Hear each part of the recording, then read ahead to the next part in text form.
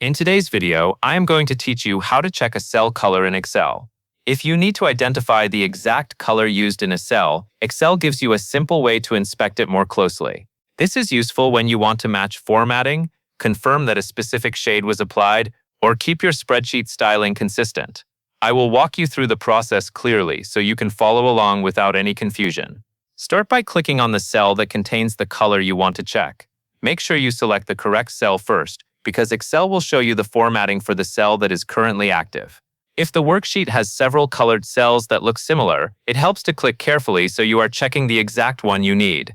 Next, go to the Home tab on the top ribbon. This is where most of Excel's basic formatting tools are located, including options for fonts, alignment, borders, and cell shading. Once you are on the Home tab, look for the Fill Color icon. This is the paint bucket symbol used to apply background color to cells. Click the arrow next to the Fill Color icon, not just the icon itself. The arrow opens the color menu and gives you access to more detailed color options. If you only click the main paint bucket button, Excel may apply a color instead of showing you the full menu, so using the arrow is the better choice here.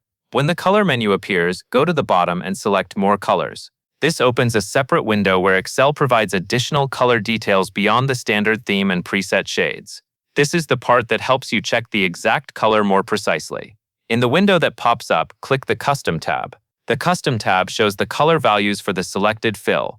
This can help you see the specific color makeup, which is useful if you want to recreate the same color elsewhere or compare it with another cell. Depending on your version of Excel, you may see values that help define the color more exactly. Once you are in that Custom section, you can review the color information shown there and use it as needed for matching or reference. This is one of the easiest ways to check a cell color in Excel when you need more detail than the standard palette provides. That covers everything you need to know.